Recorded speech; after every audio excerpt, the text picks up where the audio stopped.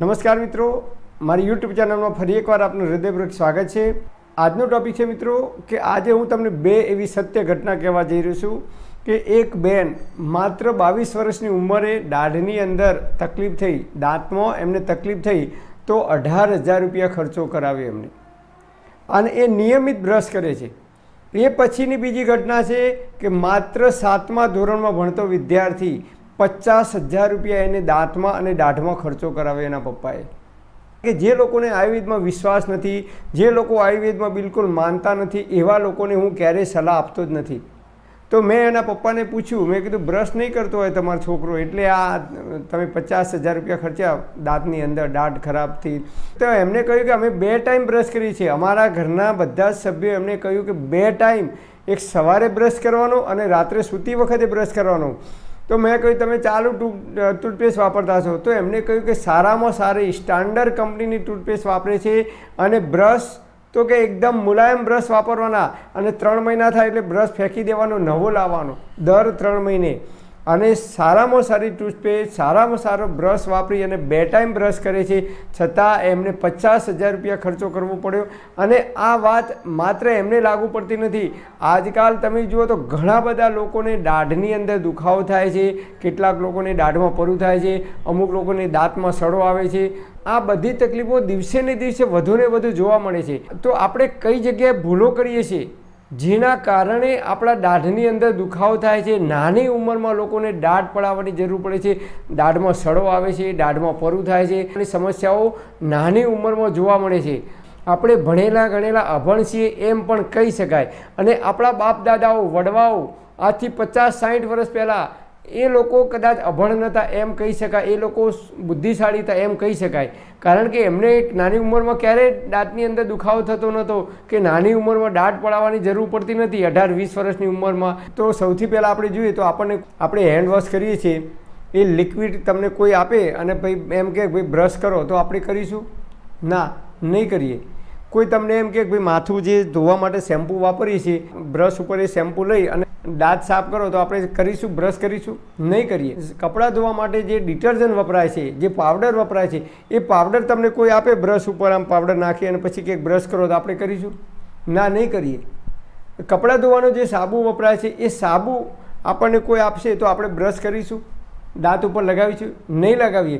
જે કેમિકલ કપડાં ધોવા માટે, માથું ધોવા માટે, શેમ્પૂની અંદર, સાબુની અંદર વપરાય છે ફીણ ઉત્પન્ન કરવા માટે, એ જ કેમિકલ ટૂથપેસ્ટની અંદર ફીણ ઉત્પન્ન કરવા માટે વપરાય છે। તમારે ગૂગલમાં સર્ચ કરવું હોય તો કરી જોજો। એક છે સોડિયમ મોનોસલ્ફેટ અને બીજું છે સોડિયમ લોરેટ સલ્ફેટ। આ 2 ઘાતક કેમિકલ છે, અને એ કેમિકલ ટૂથપેસ્ટની અંદર નાખવામાં આવે છે। એ પછી ટૂથપેસ્ટને રંગબેરંગીન બનાવવા માટે એની અંદર કલર ઉમેરવામાં આવે છે। તમને કોઈ એમ કે ખીચડીમાં કે દાળ ભાતમાં કે શાકમાં 1 ચમચી કલર નાખીને ખાઓ, તો આપણે ખાઈશું? નથી ખાતા। અને એને સુગંધિત બનાવવા માટે એની અંદર અલગ અલગ ફ્લેવર ઉમેરવામાં આવે છે। તો આજે આપણે કેમિકલથી સવારે ઉઠીને તરત કેમિકલથી મોઢું ધોઈએ છીએ એમ કહી શકાય। સોર્બિટ્રેટ નામની એક દવા આવે છે, અને એ ગોળી જીભ ઉપર કે જીભ નીચે મૂકવામાં આવે તો વિધિન 7 સેકન્ડ, ઓનલી 7 સેકન્ડની અંદર એની અસર બતાવે છે। આપણી જીભ એટલી બધી સંવેદનશીલ છે કે કોઈ પણ વસ્તુ આપણે અહીંયા ચાખીએ તો તરત જ આપણને ખબર પડી જાય છે ખાટું, ખારું, તીખું, મોડું, ગળ્યું કેવું છે।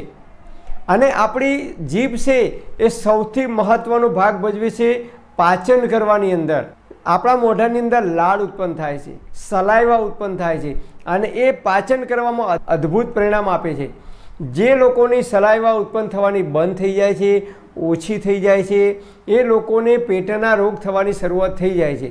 અને આપણી જીભ મરીએ ત્યાં સુધી ક્યારેય સુકાતી નથી, હંમેશા એ ભીની જ રહે છે, ઓટોમેટિક એની અંદરથી લાળ ઉત્પન્ન થયા જ કરે છે આપણા શરીરની અંદરથી। અને મેન્થોલ નામનું સૌથી ઘાતક કેમિકલ છે, એ કેમિકલ પણ આ ટૂથપેસ્ટની અંદર વાપરવામાં આવે છે। તમારે એના બોક્સ ઉપર વાંચવું હોય તો વાંચી લેજો, ગૂગલમાં સર્ચ કરવું હોય તો કરી લેજો।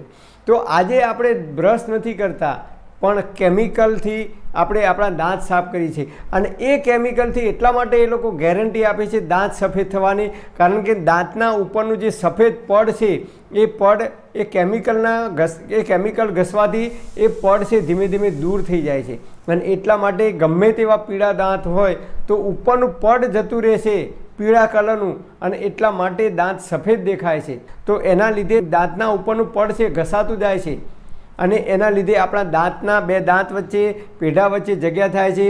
દાંત ધીમે ધીમે ઢીલા પડી જાય છે. આપણા બાપ દાદાઓ વડવાઓ લીમડાનું દાંતણ કરતા હતા, બાવળનું દાંતણ કરતા હતા, કણજીનું દાંતણ કરતા હતા અને આંબાનું દાંતણ કરતા હતા. આવા 13 પ્રકારના આયુર્વેદની અંદર દાંતણ બતાવે છે. તમારે લીમડાનું દાંતણ કરવું હોય તો માર્ચ, એપ્રિલ, મે, જૂન, જુલાઈ, ઓગસ્ટ, સપ્ટેમ્બર, ઓક્ટોબર આ જે ગરમીના દિવસો છે એ ગરમીના દિવસોની અંદર અને ચોમાસાની ઋતુની દરમિયાન તમે લીમડાનું દાંતણ કરી શકો છો. નવેમ્બર અને ડિસેમ્બર 2 મહિના તમે બાવળનું દાંતણ કરી શકો છો અને જાન્યુઆરી અને ફેબ્રુઆરી કણજીનું દાંતણ કરી શકો છો. આમ આયુર્વેદમાં ઋતુ પ્રમાણે આપણને દાંતણ કરવાનું કહ્યું છે. તમે નિયમિત જો દાંતણ કરવાનું ચાલુ કરી દેશો તો દાઢમાં ક્યારેય સડો નહીં આવે, દાઢ પડાવવાની પણ જરૂર નહીં પડે. કારણ કે લીમડો છે કડવો છે, બાવળ છે તુરો છે. જ્યારે આપણે ટૂથપેસ્ટ ખાઈએ તો એ મીઠી લાગે છે, અલગ અલગ પ્રકારના સ્વાદ એની અંદર મૂકવામાં આવે છે એટલે બાળકો પણ એ જલ્દીથી બ્રશ કરે છે. અને આજે આપણે બાળકોને પણ ફરજિયાત ઘણા લોકો 2 ટાઈમ બ્રશ કરાવે છે અને એના લીધે પેટના રોગ થવાની શરૂઆત થઈ ગઈ છે. નાના બાળકોને કબજિયાત થવાની શરૂઆત થઈ ગઈ છે.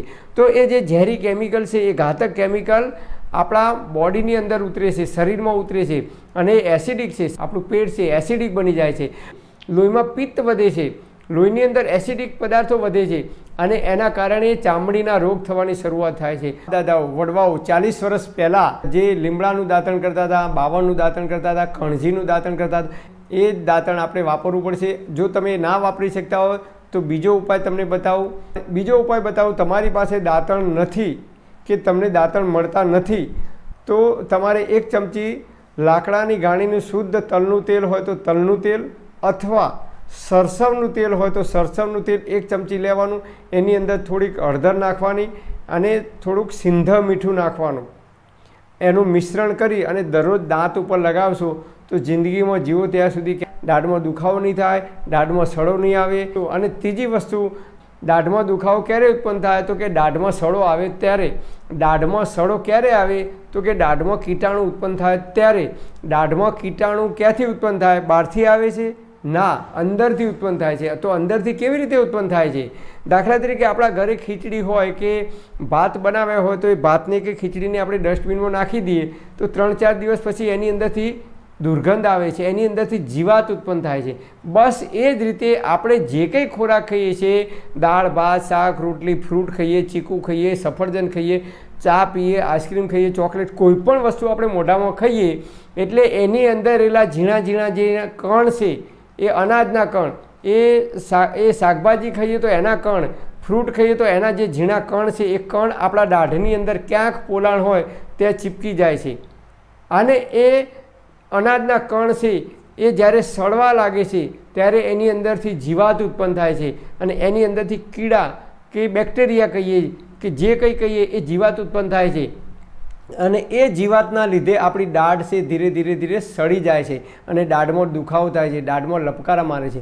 દાઢની અંદર કીટાણુ ઉત્પન્ન ના થાય તો એના માટે એક જ ધ્યાન રાખવાનું કે દાઢની અંદર, આપણા દાઢની અંદર કોઈ પણ ખોરાક ખાઈએ એના કણ ક્યારેય ભરાઈ ના રહેવા જોઈએ. હવે એના માટે આપણે બ્રશ કરવાની જરૂર નથી કલાકે.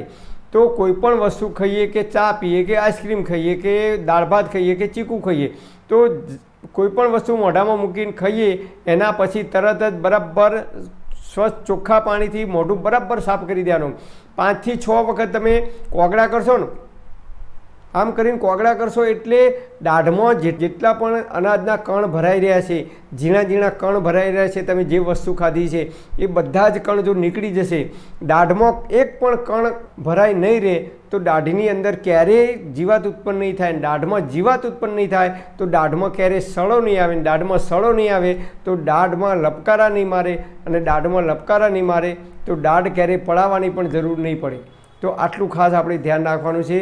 હું મારા જીવનમાં એનું અપનાવ્યું છે અને એટલા માટે છેલ્લા કેટલાય વર્ષોથી મારી દાઢમાં દુખાવો થતો નથી, દાઢમાં કળતર થતી નથી કે દાઢમાં રૂટ કેનાલ કરાવવાની પણ જરૂર પડી નથી.